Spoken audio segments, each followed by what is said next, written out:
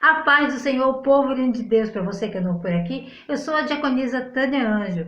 Estamos estudando o terceiro trimestre das lições bíblicas da editora CPAD da classe dos adultos, que tem o tema Plano de Deus para Israel em meio à infidelidade da nação, as correções e os ensinamentos divinos no período dos reis de Israel. O comentarista é o pastor Clayton Ivan Pomerenig. Ele é pregador, professor e conferencista. A lição de hoje é a lição 6, o profeta Elias e Eliseu, seu sucessor. O textuário nos diz assim: Sucedeu, pois, que, havendo eles passado, Elias disse a Eliseu: Pede-me o que queres que te faça antes que seja tomado de ti. E disse Eliseu: Peço-te que haja a porção dobrada do teu espírito sobre mim. Segundo o livro dos Reis, capítulo 2, versículo 9.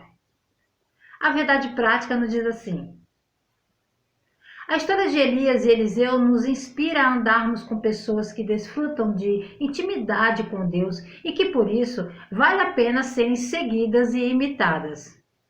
A leitura bíblica em classe se encontra no livro de 2 Reis, capítulo 2, do versículo 1 ao 15. Pegue papel e caneta e as nossas referências que aparecerão aqui no vídeo. E já vou pedir para você, se você ainda não é inscrito, se inscreva nesse canal, curta, comente, compartilhe pelo menos com mais uma pessoa que você estará ajudando a esse canal a levar o ensino da palavra de Deus, ok? Então vamos lá.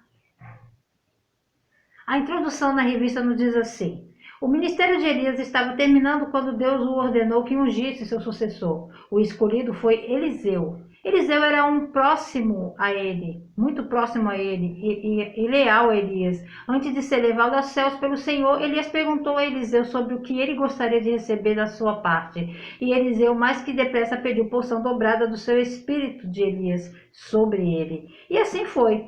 O fim do ministério de Elias e o início de Eliseu são os assuntos dessa lição. Vamos falar de discipulado? Sim. Falar de Elias e Eliseu é falar de dois líderes fortes que construíram um forte discipulado.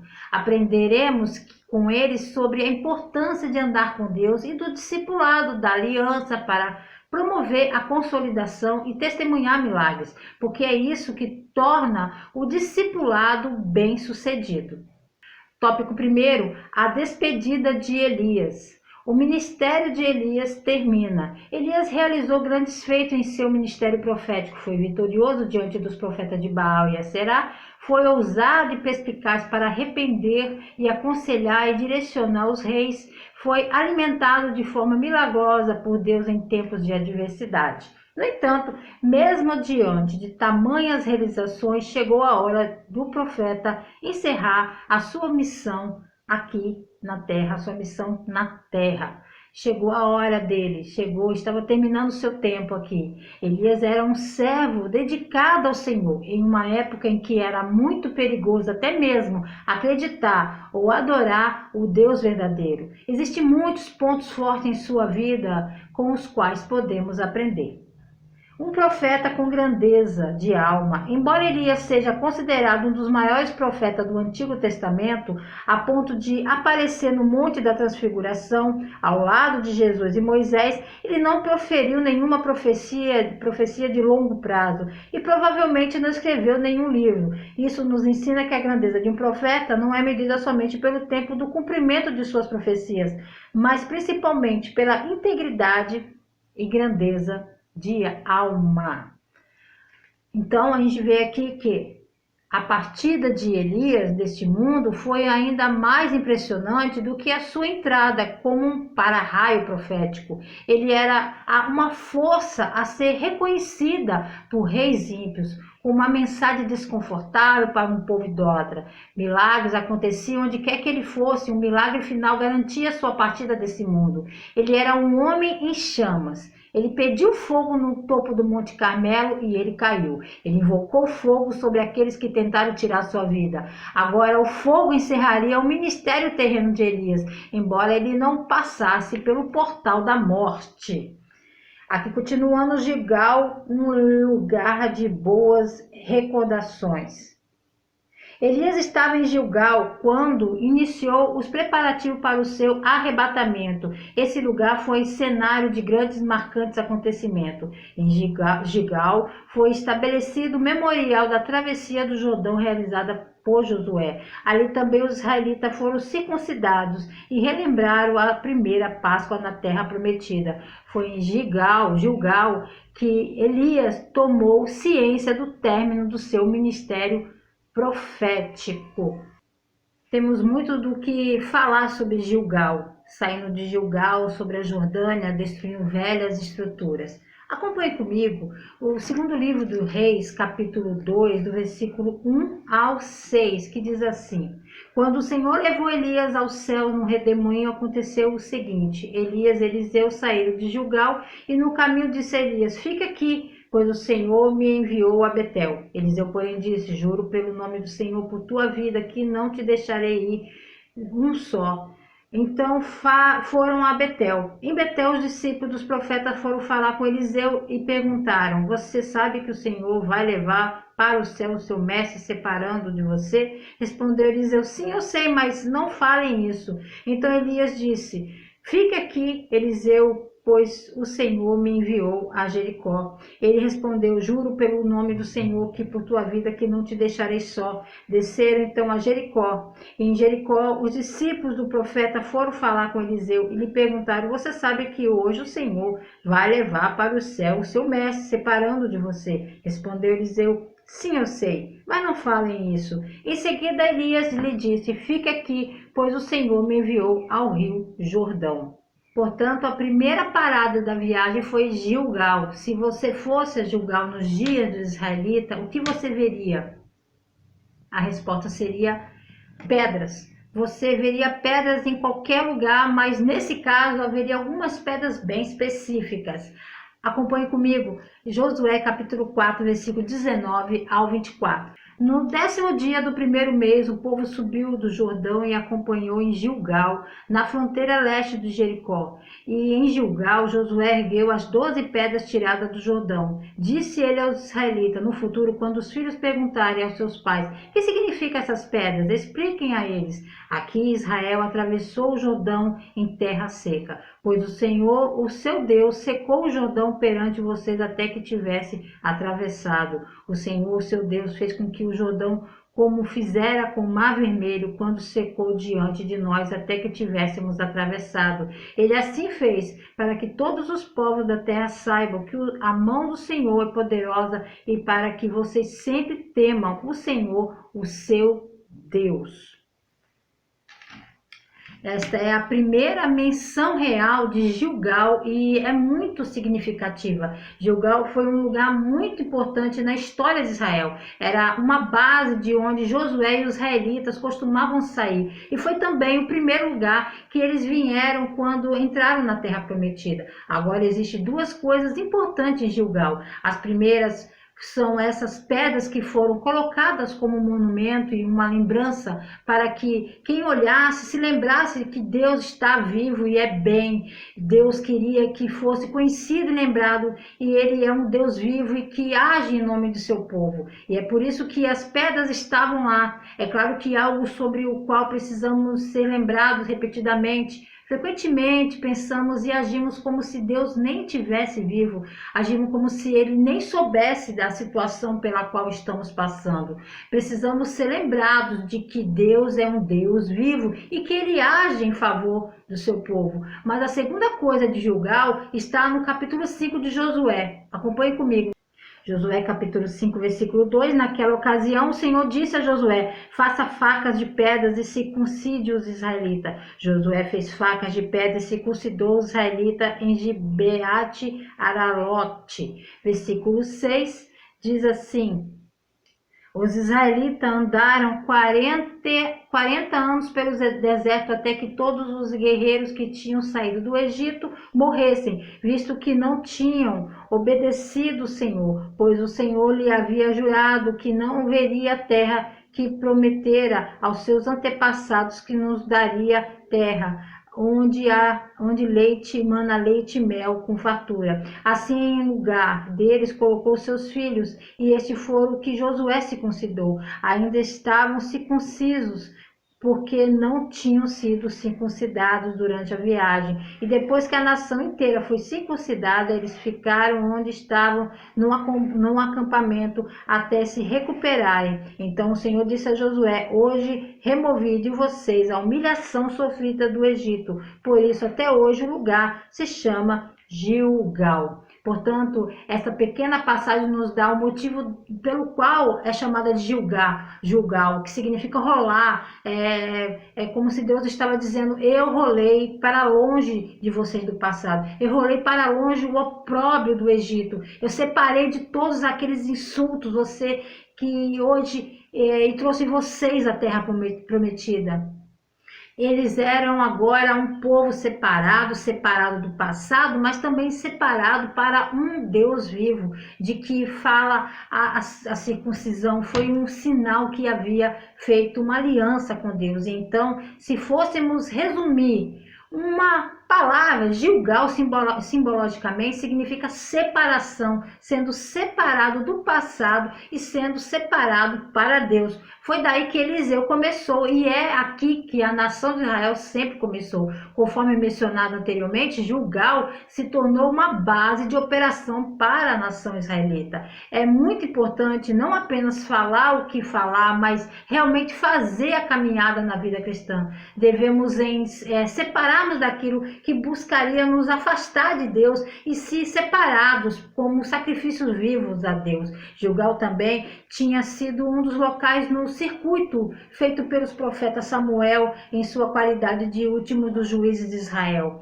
Gilgal é um lugar de aliança, de pacto, de eliminar a reprovação, a vergonha, a insegurança, o medo, estratégia de preservação contra o adversário, formação dos 12, no nascimento, conquista de novos territórios, maturidade, visão profética sacerdotal e administrativa. Também significa treinamento para governar, preparação da aliança, espera, reconciliação e confirmação. Todo início tem um fim. Terminar a carreira possuindo mais conquista do que derrotas é um alvo a ser alcançado. Tópico 2. O pedido ousado de Eliseu. A fidelidade de Eliseu. Antes de Deus levar Elias no redemoinho ao céu, ele mandou o profeta fazer uma viagem da cidade de Gilgal a Betel. Elias disse a Eliseu que ele não precisava ir, mas Eliseu respondeu: não te deixarei. Durante a viagem, Elias disse 2 vezes para Eliseu voltar mas ele se recusou. Para Eliseu era uma honra servir Elias, porque esse era o trabalho que Deus lhe tinha dado para fazer. Eliseu é mencionado pela primeira vez no primeiro livro dos Reis, quando Deus ordena a Elias que unja o sucessor, no caso Eliseu. Ao ouvir essa ordem, Elias partiu do monte Horebe, no deserto de Sinai, em direção a Damasco, em busca do filho de um rico proprietário de terra, Shafate. Ele encontrou Eliseu arando com 12 juntas de bois. Elias imediatamente jogou seu manto, a capa, sobre Eliseu. Embora Eliseu não tivesse buscado essa posição e estivesse cumprindo seus deveres, consciosamente, ele prontamente entendeu isso como um chamado para segui-lo. Depois de queimar seu arado, ele compartilhou uma refeição de despedida com seu pai, mãe e amigos. Sem hesitar, Eliseu partiu para seguir Elias e tornou-se seu servo. Eliseu deixa tudo para seguir Elias e aprender a ser como ele. Eliseu foi mensageiro de Deus durante os reinados de Jeú, Joacás e Jeoás em Israel. A porção dobrada. Quando Elias percebeu que Eliseu realmente não deixaria em razão de sua lealdade e companheirismo, lhe deu o direito de pedir qualquer coisa que desejasse. Eliseu então disse: peço-te que haja a porção dobrada do teu espírito sobre mim. E o que realmente Eliseu estava pedindo, em Israel 2 partes de uma herança era para o filho primogênito. Assim, Eliseu estava pedindo para ser herdeiro de Elias, ou seja, para ficar no lugar dele como profeta. Ele também pediu para ter o espiritual atitude de Elias, porque queria a mesma coragem e zelo para a verdadeira adoração. A ideia da porção dobrada não era o pedido o dobro do que Elias tinha, mas pedia a porção que ia para o filho primogênito, como diz em Deuteronômio capítulo 21, 17. Eliseu pediu o direito de ser considerado o sucessor de Elias, como seu filho primogênito nos diz respeito ao ministério. No entanto, Eliseu já havia sido designado como sucessor de Elias. Este foi um pedido de poder espiritual para cumprir o chamado que ele já havia recebido. Vale a pena considerar se isso geralmente era bom ou ruim. Normalmente não pensamos em uma pessoa herdando o ministério da outra. A relação entre Elias e Eliseu e a aparente bênção de Deus sobre seu ministério mostra que, pelo menos às vezes, Deus deseja que uma pessoa herde o ministério da outra. Mais do que tudo, considere o seguinte: Eliseu poderia ter pedido qualquer coisa, mas pediu isso. Quando lhe oferece tudo, que não buscou riqueza, poder humano, status, ele queria tudo o que precisava para cumprir o propósito de Deus e invocar sua vida. Ele queria continuar a obra iniciada por Elias, e o Senhor honrou seu pedido. Notavelmente, a Bíblia mostra 28 milagres feitos por Eliseu, 14 por Elias. Elias, a inspiração de Eliseu.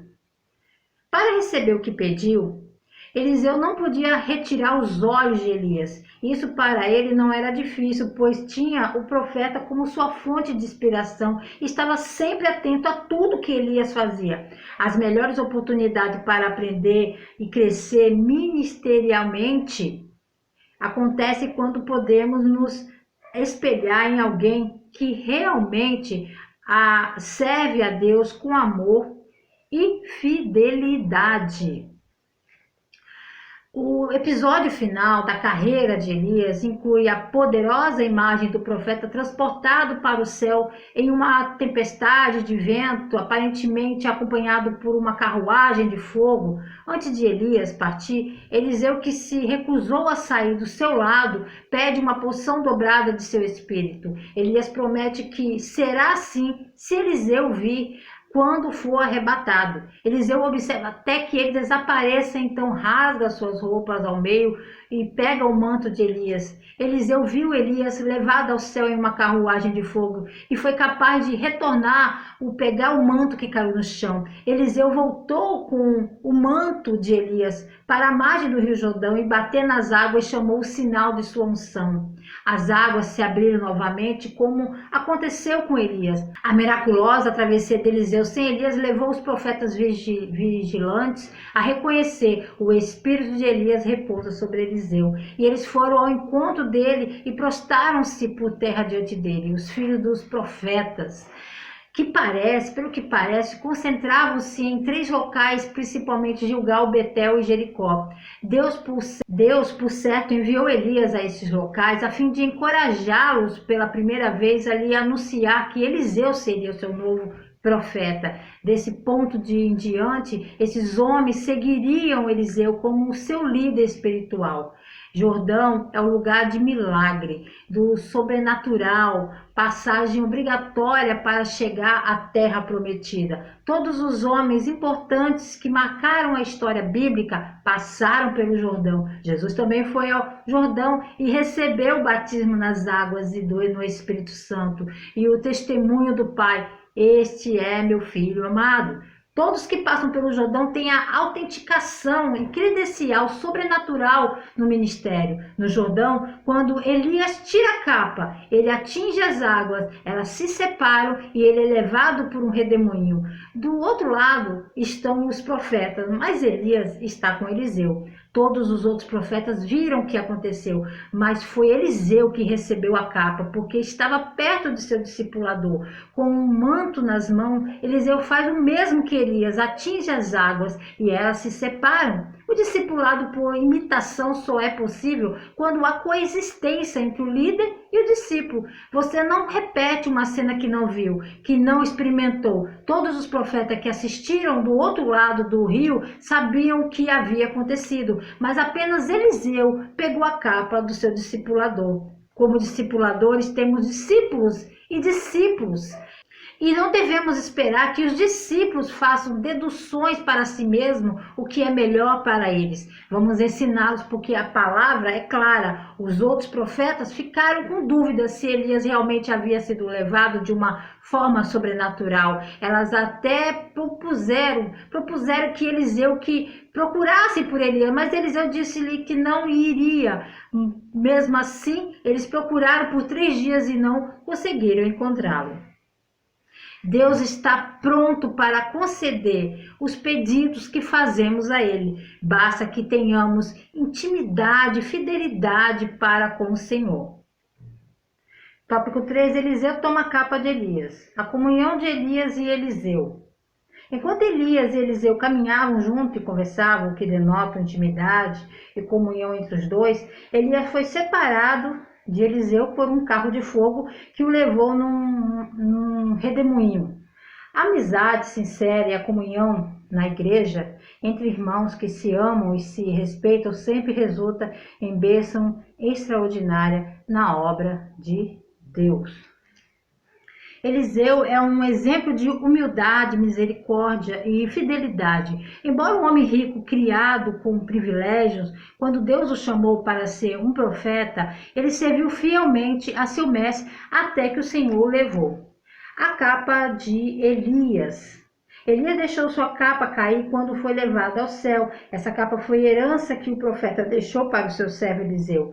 Ela legitimou o ministério dele publicamente ao tocar nas águas do Jordão e dividi-las para uma outra banda.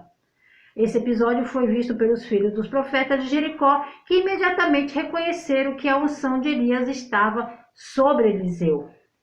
Nos tempos bíblicos, o manto era tipicamente uma vestimenta grande, folgada, feita de pele de animal, provavelmente pelo de carneiro. Várias pessoas são mencionadas usando manto, incluindo até Jó e Esdras. Os profetas eram conhecidos por usar mantos como um sinal de sua vocação de Deus. O profeta Samuel vestia também um manto. O profeta Elias jogou o seu manto ao redor de Eliseu como um símbolo do ministério de Elias sendo passado a Eliseu. O manto do profeta era uma indicação de sua autoridade e responsabilidade como porta-voz escolhido de Deus. Eliseu não ficou confuso quando o que Elias estava fazendo quando colocou o manto sobre ele, tornando clara a sua eleição. Quando somos escolhidos por Deus para realizar uma grande obra, Ele nos legitima diante de todos. A conclusão na revista diz assim: o que identifica um profeta de Deus atualmente não é o uso de uma capa, mas o modo de viver, suas atitudes e comportamento. A exemplo de Eliseu, devemos nos espelhar em homens e mulheres de Deus que sejam genuínos imitadores de Cristo. E não apenas isso, precisamos também, por exemplo, para os outros, refletindo a imagem do Senhor, não somente nas palavras, mas principalmente nas ações. Um compromisso com o discipulado requer uma reviravolta, um afastamento total dos valores do mundo em direção a Deus. A Bíblia dá testemunho da natureza desse chamado, repetidamente, seja na história de Moisés e na sarça ardente de Eliseu, sob o manto de Elias, ou dos discípulos lançando suas redes. Deus abençoe a sua semana, a sua família. Sou carente das orações de vocês. Eu esteja orando pela minha vida, que estarei orando pela vida de vocês, por todos que me seguem aqui nesse canal. E querendo o Senhor, se Ele não voltar, estarei de volta aqui a mais um Resumo EBD. A paz do Senhor a todos.